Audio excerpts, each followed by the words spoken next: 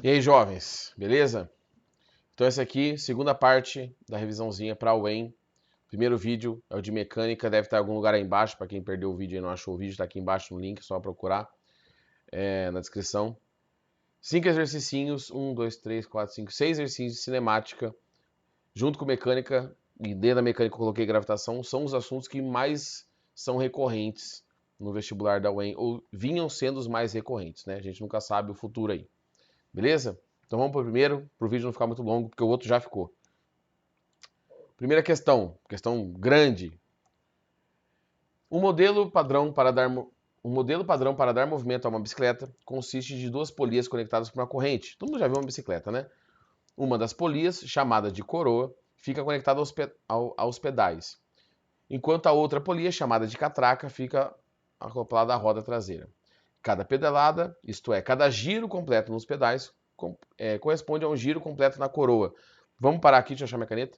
Já tem uma informação aqui no texto, para quem nunca viu uma bicicleta na vida, que o pedal e a coroa eles estão presos por eixo. Tem um eixo passando ali no meio. Então, olha só, ele fala que quando um gira, o outro dá uma volta também. Então, quando eu tenho um sistema preso por eixo, quando um dá uma volta, o outro também dá uma volta, significa que a velocidade angular do 1 é igual à velocidade angular de 2. Um dá 360, o outro dá 360. Um gira 2π em radianos, o outro também gira 2π. Isso é importante. A coroa está acoplada. Beleza. Cadê? Isso aí, né? É isso que eu cada volta completa da catraca corresponde. Isso mesmo. Sabe-se ainda que o número de voltas da catraca é proporcional ao número de voltas da coroa. Ou seja, quanto mais vezes você pedala, a coroa vai movimentar a corrente e mais a catraca vai girar. Também é óbvio. Com a razão de proporção igual à razão entre os raios da coroa. Então ele já fala assim, ó. Olha só. Ele já diz que a proporção, tá, é proporcional. Esse alfa aqui é uma proporcional a R1 sobre R, onde R1 é o raio da coroa, onde está preso o pedal, e aqui o raio da catraca, tá? Deixa eu só fazer aqui o seguinte, ó, melhorar essa letra aqui um pouquinho. Como que eu sei que a razão é desse jeito, R1 sobre R e não o inverso? Porque o raio maior, gente, que é onde você está pedalando, se você der uma volta lá atrás, que o raio é menorzinho, que a polia é menorzinha, ela vai girar mais vezes. Essa divisão tem que ser maior que 1, sempre. Então o número maior tem que estar em cima do número menor. Considerando que a bicicleta, a partir do modelo apresentado, desloca-se em linha reta numa superfície plana e não haja deslizamento, escorregamento entre as rodas e a superfície. Assinale o que for correto. Tá. 1. Se os raios da coroa e da catraca são, respectivamente, R1 e R, então cada volta completa da coroa corresponde a R voltas da catraca. Ele falou no enunciado, a proporção está aqui, certo? A proporção está aí. Para uma volta da coroa, você vai ter quantas voltas da catraca? A proporção está no enunciado. Você não precisa fazer nada, só marcar. 2. Para um dado R fixo, para o raio da coroa fixo, quanto menor for o raio da catraca, maior será o deslocamento da bicicleta. Vamos lá. Toda vez que eu der uma volta na coroa, vamos fazer com números que eu acho que é mais fácil? Vamos supor que esse raio aqui tem o valor 3 centímetros, 3 decímetros, tanto faz. E aqui tem um raio 1. Então, para cada volta da coroa, eu tenho 3 voltas da catraca. Ó. 3 sobre 1, que dá 3. Então, é sempre o inverso. Se o disco é maior, se está preso por corrente, para uma volta desse disco maior, o outro vai girar quantas vezes? Essa proporção. Se ele é 3 vezes maior, o de trás, que é menor, gira 3 vezes mais. Ele fala que se eu diminuir o raio da catraca, eu vou girar mais vezes a roda da bicicleta? Vamos por partes. Se eu diminuir o raio da catraca, tá, essa proporção aumenta, vai girar mais vezes. E aí tem uma outra informação denunciada, que eu já puxei agora há pouco, que é o que está em azul.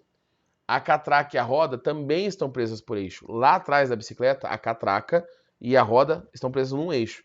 Quando a catraca dá uma volta, a roda dá uma volta junto. Então, se a catraca gira mais vezes, a roda gira mais vezes e você anda mais pela mesma pedalada. Essa é a famosa marcha pesada.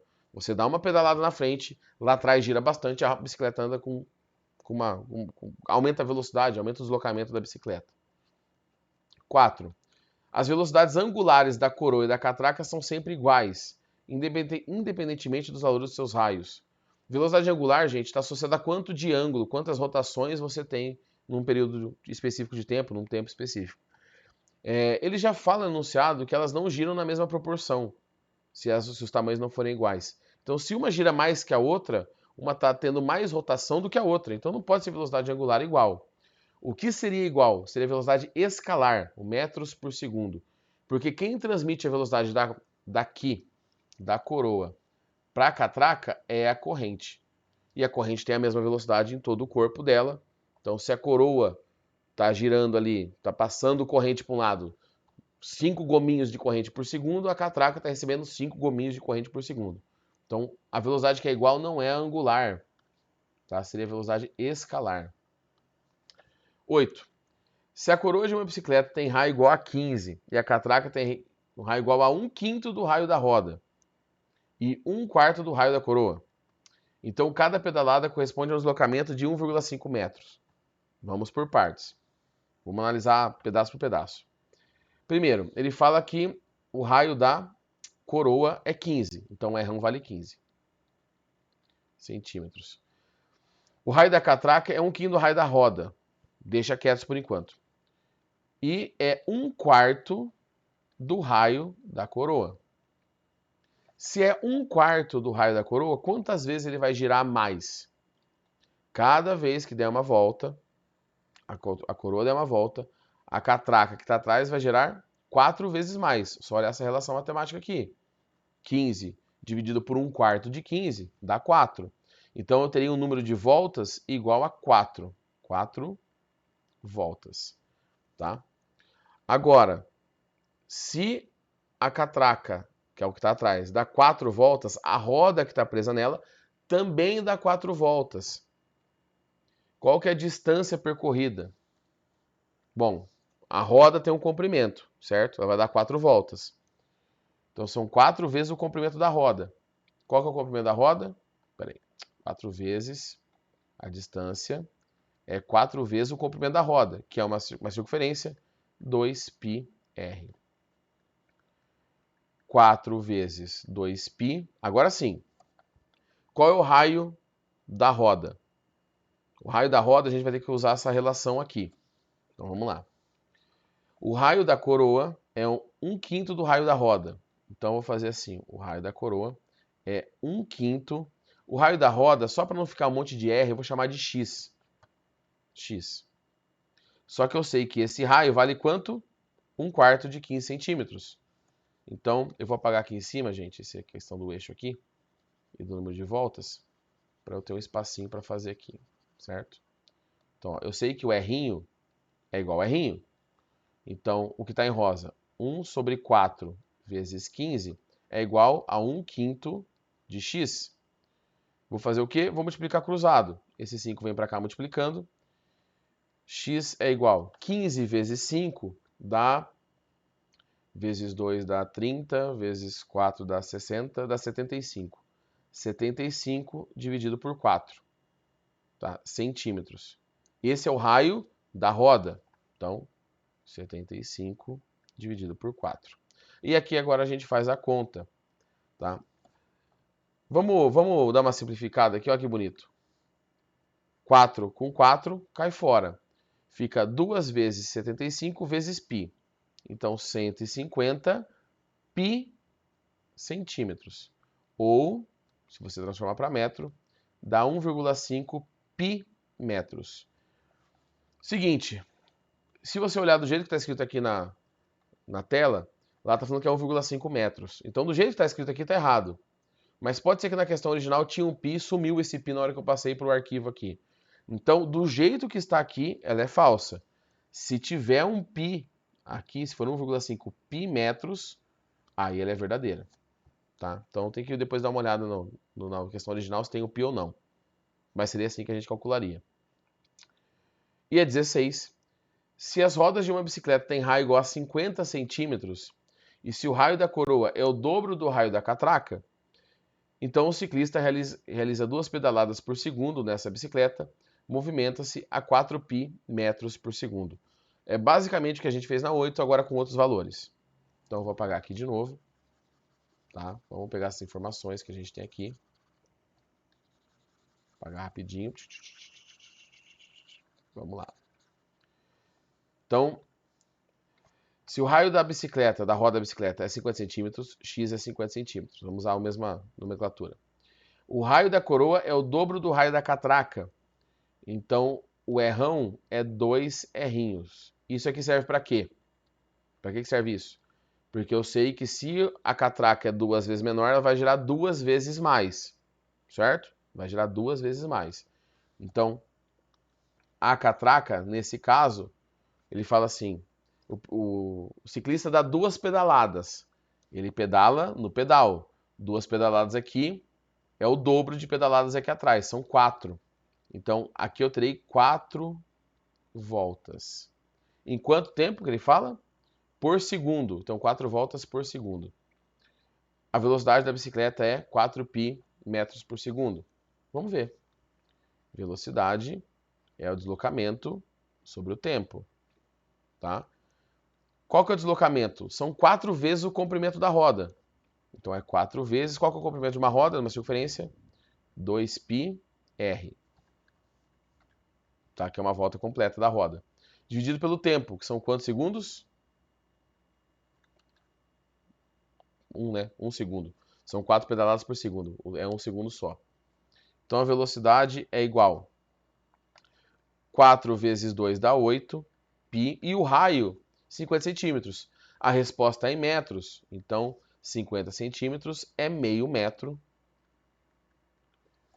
8 vezes meio dá 4π metros por segundo.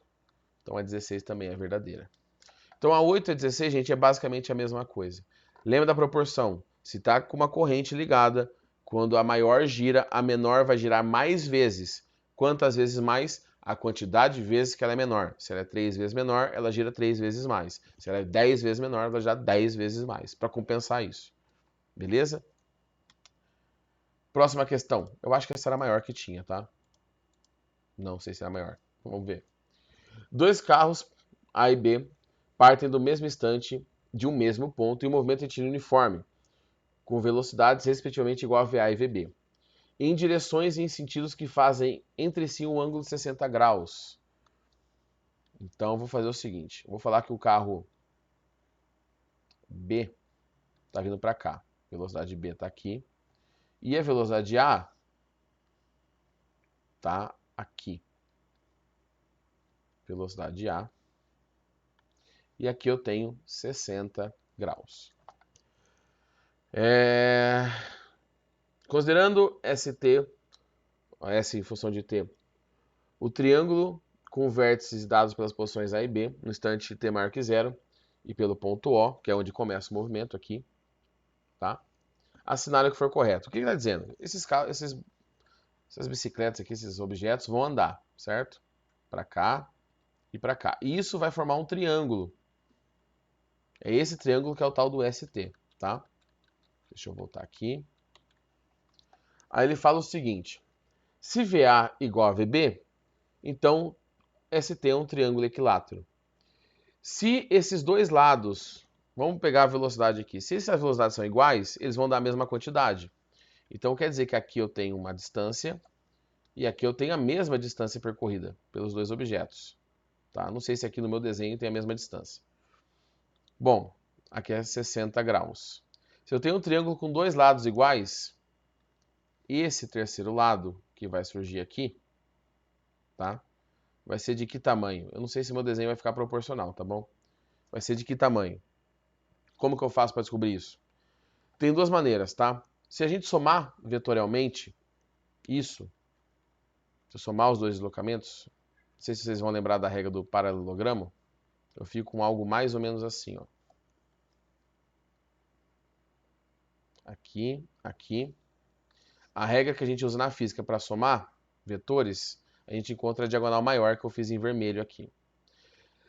Essa regra é o seguinte, esse vetor resposta é igual aqui eu vou chamar de A, aqui eu vou chamar de B. A ao quadrado mais B ao quadrado mais 2 vezes A vezes B, vezes cosseno deste ângulo que estava aqui, que nesse caso é 60 graus. Só que essa equação, que a gente chama de método do paralelogramo, ela é a lei dos cossenos com um sinal invertido. Quando a gente quer a diagonal maior do paralelogramo, a gente soma.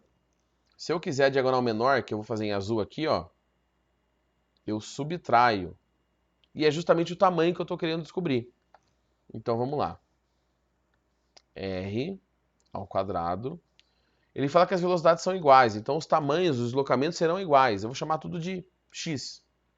X ao quadrado mais x ao quadrado. Vou inverter o sinal, porque eu quero a diagonal menor. 2 vezes x vezes cosseno de 60, que é meio. Olha só. Vou cortar esse 2 com esse 2. Vai ficar R. Eita, apertei o botão sem querer. R ao quadrado. X quadrado mais x quadrado menos x quadrado. X quadrado. Se eu tirar a raiz dos dois lados, eu descubro que R é igual a x. Ou seja, essa diagonalzinha menor também é x. Se eu tenho um triângulo com todos os lados iguais, ele é equilátero. Certo? 2. Se VA é igual a 2 vezes VB, então ST é um triângulo retângulo. Bom, vamos ver. Como a gente pode fazer isso? A gente pode aplicar a mesma ideia ou eu posso forçar para ver se dá a resposta. Como assim ver se dá a resposta? Eu posso pegar qualquer tempo. Ele não falou um tempo específico, falou? Não. Então eu vou fazer o seguinte. Eu vou falar que o corpo B, que o corpo B se deslocou x e o corpo A, como tem o dobro da velocidade, se deslocou 2x para cá, aqui. Não sei se vai dar um tamanho bonitinho, tá? 2x. Para ser um triângulo retângulo, não sei se está na proporção, aqui teria que dar 90 graus. Tá? Como que eu posso fazer isso? A hipotenusa, que é 2x ao quadrado, é igual o cateto de baixo, que é x ao quadrado, mais o que eu quero descobrir, que é esse outro lado aqui. Eu quero ver se vai dar algum valor real aqui. Então eu vou chamar de y. Aqui é y ao quadrado. Bom, 2x ao quadrado, 4x quadrado. Passo esse x quadrado para cá, é igual a y ao quadrado. Aqui eu tenho 3x quadrado, é igual a y ao quadrado. Eu vou tirar a raiz dos dois lados, então vai ficar com y é igual a raiz de 3 é raiz de 3, então x raiz de 3. Isso é verdadeiro se esse tamanho aqui for x raiz de 3. Agora, o que eu preciso descobrir? Eu preciso descobrir se esse outro lado é x raiz de 3. Porque se não for x raiz de 3, cai por terra. Como que eu faço para descobrir se é x raiz de 3? Vou usar o mesmo conceito que eu usei na primeira alternativa. Aqui, tá? Vou apagar esse pedaço. Só que agora eu faço assim.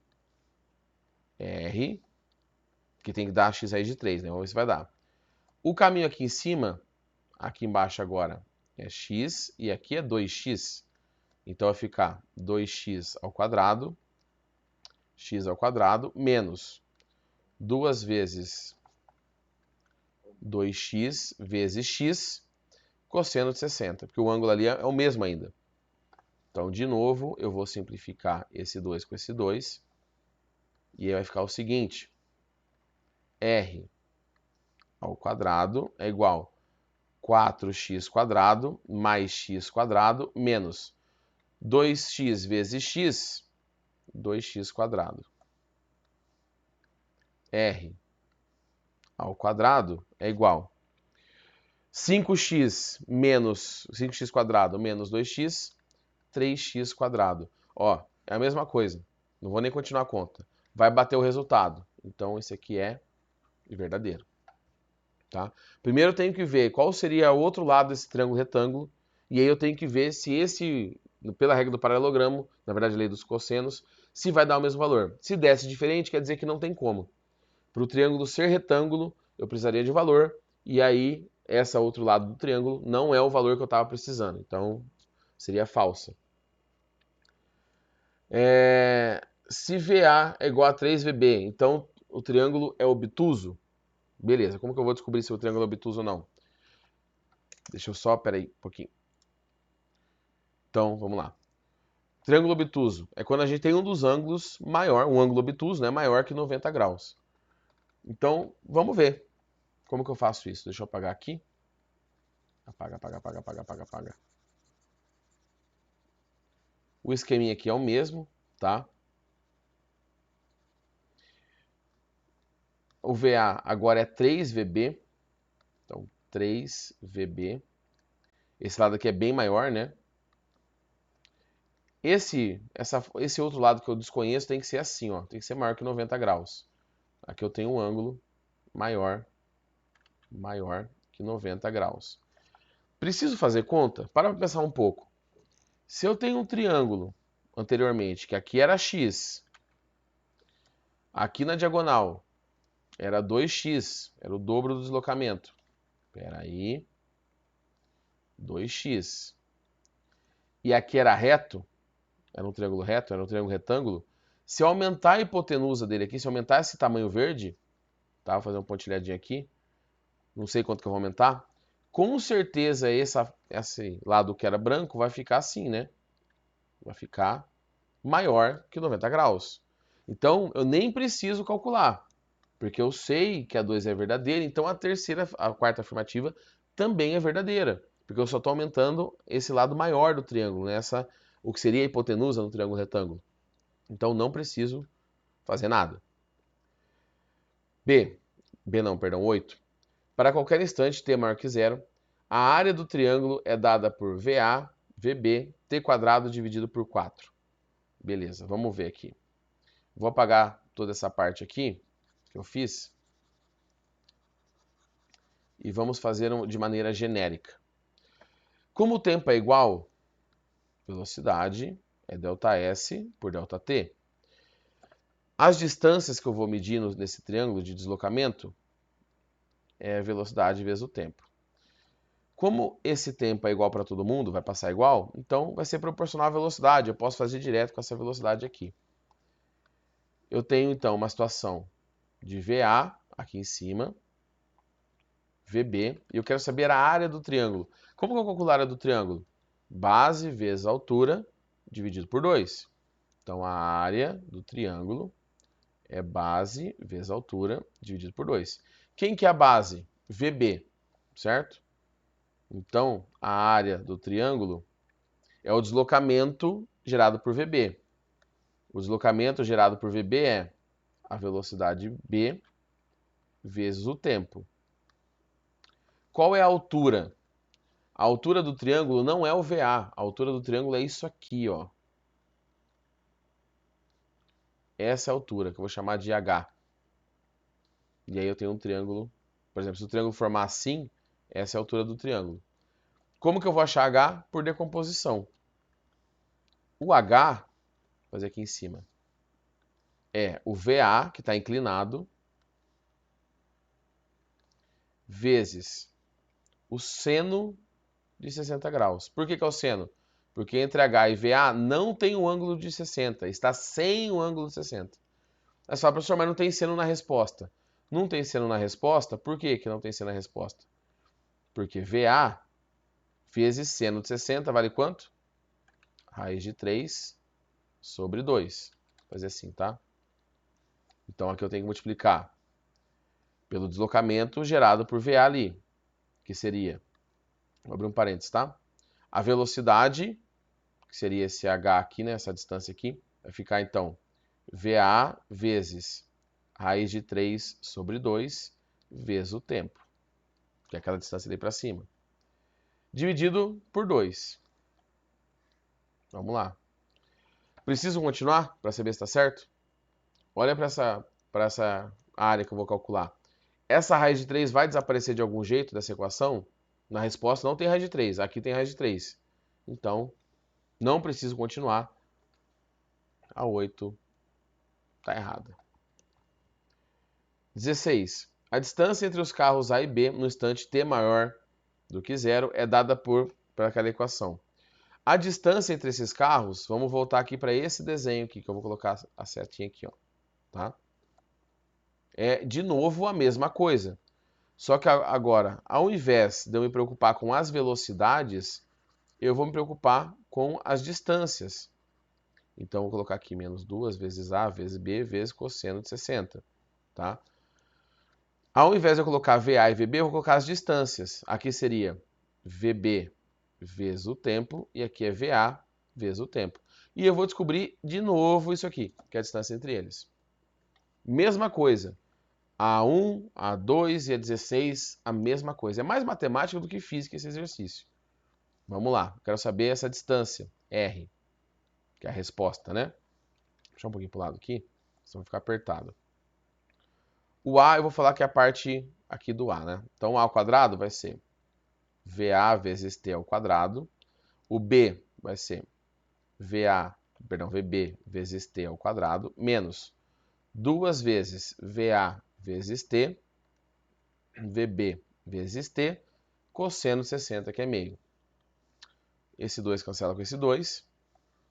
E aí eu fico com R ao quadrado. Aqui vai ficar VA quadrado, T quadrado, mais VB quadrado, T quadrado, menos VA vezes VB vezes T, né? Então vai ficar VA vezes VB vezes T ao quadrado. Ó, aqui eu quero achar o R. Eu até posso colocar o em evidência, né? O T, só para vocês verem que não vai dar certo. Colocando o T em evidência, o T quadrado em evidência, ele vai ficar assim, T quadrado, que multiplica VA quadrado mais VB quadrado mais VA ao quadrado, perdão, VA vezes VB, né? Menos, né? Menos VA vezes VB. O que eu tenho aqui, nessa parte que eu vou circular de azul? O que é isso aqui? Quadrado primeiro, quadrado segundo, o primeiro vezes o segundo. Não é um produto notável, teria que ter um 2 multiplicando ali, né? Então, se eu tirar a raiz, se eu fizer a raiz, eu vou chegar nisso aqui. Eu vou fazer direto, tá? Seria R, que é igual raiz de t quadrado, t. Raiz desse termo grandão, seria VA ao quadrado mais VB ao quadrado menos VA vezes VB. Então, não bate com isso aqui. Então, a 16 é falsa. A UEM tem bastante disso. Mistura muito matemática com física, química com física, biologia com física. Tá? Então, é uma questão muito da matemática. A gente na física está acostumado a usar a regra do paralelogramo, que é para achar o lado maior, a diagonal maior. Aqui a gente tem que pensar em velocidade, em distância, só que usar a lei do cosseno, perdão, que é para achar essa diagonal menor. Então, 1, 2 e 4 verdadeiras. Certo? Estava olhando o tempo aqui do vídeo, tá mais ou menos. Dá para continuar. Vou para a próxima. Estou perguntando certo, como se vocês fossem responder, né? Próxima. 3 partículas, 1, 2 e 3, percorrem a mesma trajetória e seus espaços são medidos a partir de um ponto P. Então, tem um referencial que é o P. As funções horárias são dadas por... Eu tenho 3 funções horárias. E antes de eu continuar lendo, eu já sei que aqui é movimento uniforme. E aqui é movimento uniformemente variado. Por quê? Porque a cara da função horária do movimento uniforme é o tal do sorvete. E do movimento uniformemente variado é o sorvetão, que tem o termo ao quadrado. Espera um pouquinho que eu fiz tudo errado aqui. V0t mais at quadrado sobre 2. Então, olha só. A equação, as duas primeiras de cima não tem o t quadrado, é o movimento uniforme. A de baixo tem a aceleração. Ele fala que as posições são medidas em metros e que o tempo está em segundos e é maior que zero. E esse cenário que for correto. 1. As 3 partículas têm acelerações escalares maiores do que zero? Não. As 2 primeiras que eu fiz em amarelo não têm aceleração. Então, a primeira alternativa é falsa. 2. A partícula 3 passa pelo ponto P em algum instante entre 3 e 5. O ponto P é a minha origem. Então, o que eu vou fazer aqui? Eu vou pegar o S3. Espera aí, vou mudar de cor aqui. O S3 é igual a menos 60 menos 20t mais 5t quadrado. E eu vou zerar isso aqui, a posição. Espera aí. Por que eu vou zerar? Porque o ponto P é minha origem. Agora eu posso dar uma simplificada nisso aqui, né? Vou dividir os dois lados por 5, porque aí fica assim. 0 dividido por 5 é 0. Menos 60 dividido por 5 dá menos 12, né? Menos 20 dividido por 5 dá menos 4. 5 dividido por 5 dá 1. E agora eu posso fazer soma-produto. Gente, eu, particularmente, sou uma negação que sou um produto, eu sei que é mais fácil, então eu vou fazer Bhaskara aqui mesmo, né? Equação resolutiva da função de segundo grau. Então, só vou passar tudo pro lado de lá para ficar bonitinho. T quadrado menos 4t menos 12 igual a 0. Eu tenho o A, que vale 1, que é o que acompanha o t quadrado. O B, menos 4, que é o que acompanha o t. E C, que é menos 12. E aí, vou resolver aqui. Então, t é igual a mais ou menos... Opa! O que eu fiz aqui, gente? T é menos b, mais ou menos raiz quadrada de b quadrado menos 4ac, dividido por 2a. T é igual a menos b, 4, inverte o sinal, mais ou menos. Raiz de b quadrado, 4 ao quadrado, 16. Menos 4 vezes a, 4 vezes 1, 4, vezes c, 4 vezes 12, dá 48. Menos com menos, mais. Então aqui é 48. Dividido por 2 vezes a, 2. T é igual a 4, mais ou menos. 48 com 16 dá 64. Né? Raiz de 64 dividido por 2. Raiz de 64 é 8. Então vai ficar T é igual a 4 mais ou menos 8 dividido por 2. A raiz negativa eu vou jogar fora, nem vou nem calcular o T positivo aqui, o T negativo, né? Por quê? Porque tempo negativo não existe. Então, T é igual a 4 mais 8 dá 12 dividido por 2. Isso aqui dá 6 segundos. Ele fala que acontece entre 3 e 5. Então, essa é falsa. 4. As partículas 1 e 2 nunca se encontram. Como que eu sei se as partículas se encontram ou não? Você pode analisar a equação, mas tem um jeito mais prático. Se elas se encontram, elas vão estar na mesma posição em algum momento. Então, em algum momento, S1 igual a S2. S1 é menos 20 mais 5t. E S2 é menos 30 menos 10t. Tudo que é t eu vou jogar para o mesmo lado, então vou passar o t para a esquerda. Vai ficar mais 5t com mais 10t, 15t. Menos 30, o 20 vai somando, fica menos 10. Não vou continuar, vou parar aqui e eu sei que elas não se encontram. Porque eu vou calcular um tempo negativo, e tempo negativo não existe. Então elas não vão se encontrar também. É o que ele está afirmando. Eu sei que elas nunca se encontram. Ah, professor, mas como que eu posso analisar isso? O tempo negativo é você pensar assim, se a gente fizer a conta, vai ser menos 10 dividido por 15, vai dar algum valor quebrado aí, 0, alguma coisa. Quer dizer que 0, alguma coisa segundos antes de começar o problema, elas estavam na mesma posição. Quando começa o problema, elas já se separaram e elas não se encontram mais. 8. No instante t igual a 5, a distância máxima entre qualquer das duas partículas é de 70 metros. Aqui é o seguinte, eu tenho que calcular a posição de cada uma para o tempo 5 e ver se existe uma distância de 70 metros entre esses pontos. Então eu vou apagar aqui rapidinho, tá? Essa aqui eu acho que é um pouco mais fácil de fazer. Opa, mais ligeirinha. Vamos lá. Para o 1, S1, menos 20 mais 5 vezes o tempo que é 5. S1 igual menos 20 mais 25. S1 é igual a mais 5 metros. Vou fazer para S2. Vou pegar uma coisa parecida aqui. S2 é igual a menos 30 menos 10t. S2, aqui vou colocar o tempo já, tá? Menos 10 vezes 5. Menos 30 menos 50. S2 é igual a menos 80 metros. Entre o mais 5 e o menos 80 eu tenho mais que 70 metros. Beleza. tá? Vamos ver o S3, que pode ser que o S3 não dê certo. Ele fala que pegou duas partículas, tem que dar mais que 70 metros de diferença. O S3 é igual a menos 60 menos 20 vezes 5 mais 5 vezes 5 ao quadrado. Menos 60 menos 100 mais 5 ao quadrado é 25. Vezes 5, 125. Então, S3, vou colocar a resposta direto aqui. 125 menos 100, 25. 25 menos 60 dá 45, né? 25 menos 60. Nossa, viajei aqui, hein? Dá menos 35. Então, dá menos 35 metros. Olha só. A partícula 1 e a partícula 2, elas estão distantes mais que 70 metros. A partícula 3 não está distante 70 metros da partícula 1 e nem da partícula 2. Então, se eu pegar quaisquer duas partículas, elas não vão estar necessariamente distantes 70 metros. Só estarão distantes 70 metros se eu comparar essas duas.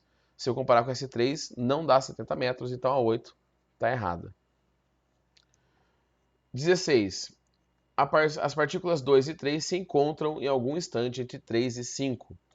A mesma coisa que eu fiz aqui para a partícula 1 e 2, agora eu tenho que fazer para 2 e 3. Então, partícula 2, S2, partícula 3, S3. Vamos ver se elas se encontram. Menos 30, menos 10t, menos 60, menos 20t, mais 5t quadrado. Tudo que é t eu vou passar para um lado, inclusive o t quadrado. Vou deixar todos os t's para a direita, tá? Então, menos 30 com mais 60 dá 30. Igual, do lado de cá, menos 10t vem para cá, fica mais 10t. Então, menos 20t mais 10t, menos 10t. Mais 5t quadrado. Certo, vou ter uma função de novo, segundo grau, uma equação de segundo grau para resolver, achar as raízes. Então, eu vou apagar aqui rapidinho. Aqui. Eu vou passar tudo para o mesmo lado. Vou passar tudo para a direita, tá? Porque eu quero t positivo. 5t menos 10t. Esse aqui vem para cá negativo. Menos 30 é igual a 0. Vou dividir tudo por 5 de novo, para ficar mais fácil a minha vida. 5 dividido por 5 é 1. 10 dividido por 5 é 2. 30 dividido por 5 é 6. Tá? Bom, vamos lá. A vale 1, que é o que acompanha o t. B vale menos 2, que acompanha... Perdão. A vale 1, que acompanha o t quadrado. B vale menos 2, que é o que acompanha o t. E C vale menos 6. Então, eu tenho que t é menos b, mais ou menos, raiz quadrada de b quadrado menos 4ac. É claro que aqui você não precisa resolver assim, tá? Mas eu não me dou bem com subproduto. Então, t é igual a menos b, 2. Inverti o sinal. B ao quadrado, 4. Menos 4 vezes a, que é 1, 4. Vezes c, que é 6, menos 6. 4 vezes 6, 24. Aqui fica mais 24. Dividido por 2 vezes a, que é 2. Então, t é igual a 2 mais ou menos raiz de 28. Raiz de 28. Dividido por 2. Bom, o que eu vou fazer aqui para a gente resolver esse exercício do jeito mais fácil? A raiz negativa eu vou jogar fora porque eu sei que não serve. Então, esse sinal negativo aqui eu já vou até tirar. Tá? Tempo negativo não me serve. Eu vou pegar duas raízes que eu conheço, para não ter que imaginar qual que é a raiz de 28. Eu conheço a raiz de 25, que vale 5. E eu conheço a raiz de 36, que vale 6. Não é? Então, eu vou calcular com essas duas raízes e vou ver que tempo que dá. Se eu fizer com a raiz de 5, deixa eu apagar aqui. Então, ao invés de usar a raiz de 28, eu vou usar a raiz de 5. T é igual a 2 mais a raiz de 25 é 5, dividido por 2. 7 dividido por 2, 3,5. 3,5 segundos. É a primeira raiz, tá? Aqui eu estou usando a primeira raiz aqui. É a minha segunda raiz, que eu estou aproximando as respostas. T duas linhas é igual 2 mais raiz de 36, 6, dividido por 2. 2 mais 6, 8, dividido por 2, 4 segundos. Tá vendo que minhas duas raízes deu 3,5 e 4? Eu peguei raízes para baixo e para cima do valor original. Então, a raiz de 28, a minha divisão original aqui, teria que dar entre 3,5 e 4. Se você fizer com a raiz de 28 exato, que eu não sei quanto que é, vai dar entre 3,5 e 4. 3,5 e 4 está entre 3 e 5. Só para vocês não se confundirem, quando eu estou falando peguei duas raízes, duas aproximações de raiz, tá? Não são as raízes da função de segundo grau. O que eu encontrei aqui não são as raízes da função de segundo grau. São aproximações da raiz positiva, tá? Ah, professor, eu quero fazer fatoral 28, faça, tá? Mas sem a calculadora fica um pouco mais complicado. Beleza? Deixa eu ver quanto tempo já deu aqui. 41? Vou ver aqui se eu não vou precisar dividir a aula. Vamos ver. Tá, vamos fazer mais esse aqui. Dois objetos A e B saem de uma mesma horizontal do alto de um prédio.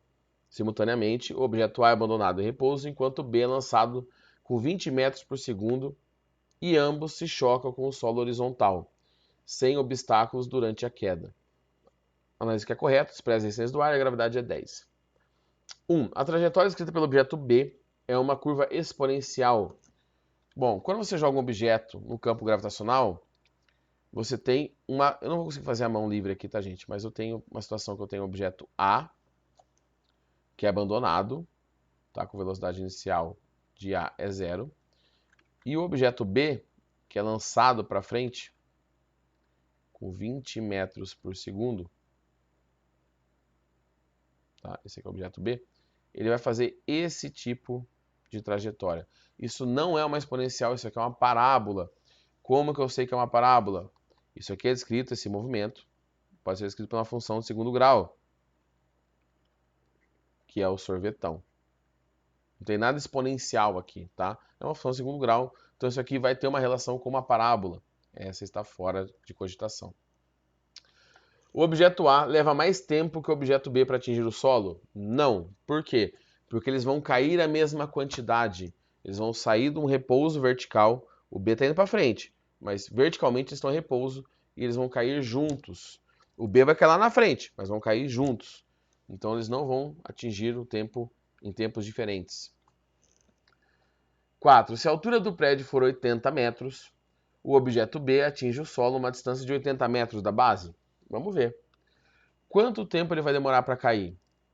S igual S0 mais V0t mais AT quadrado sobre 2.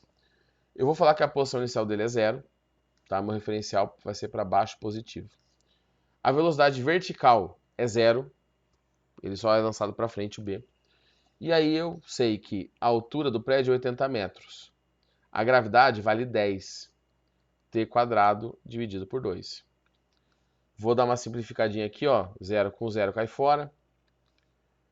T quadrado é igual a 16. T é 4 segundos. Ele demora 4 segundos para cair. Tempo de queda. Aqui eu estou analisando o eixo Y.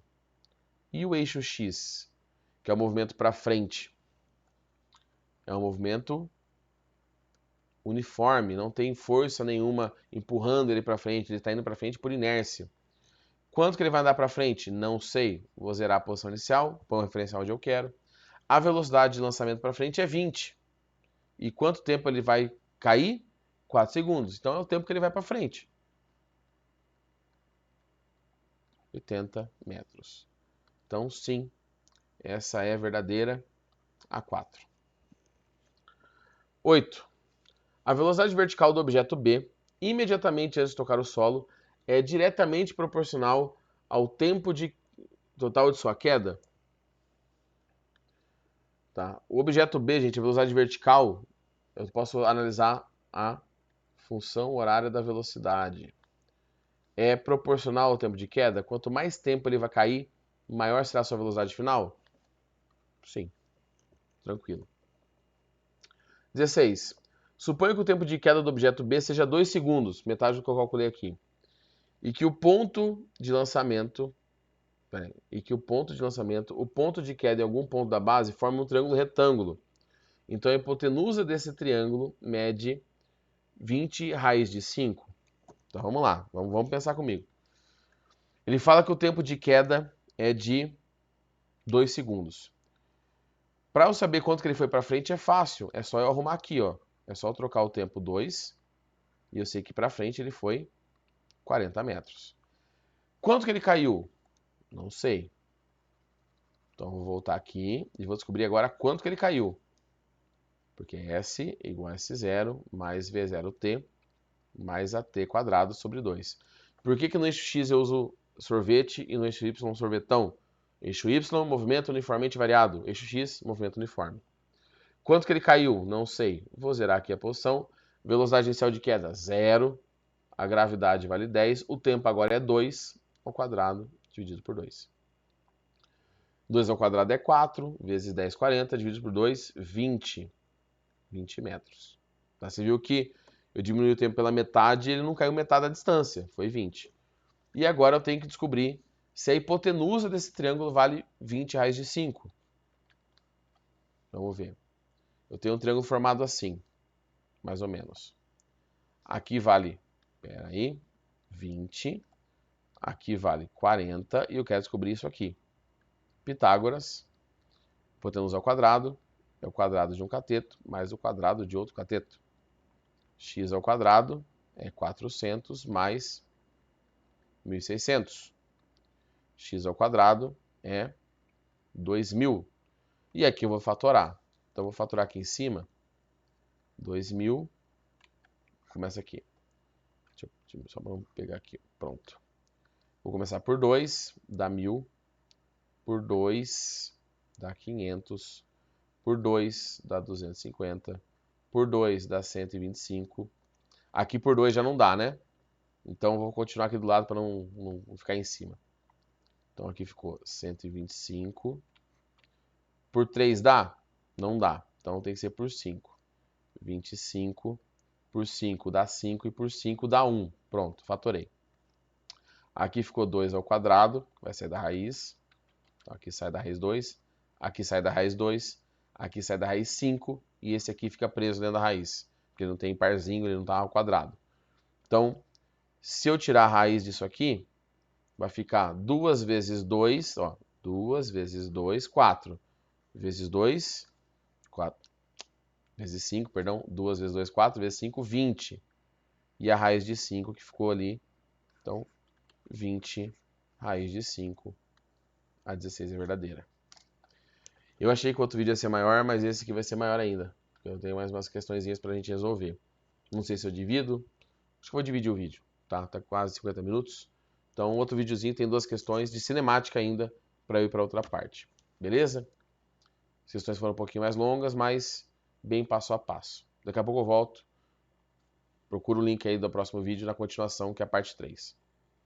Até mais.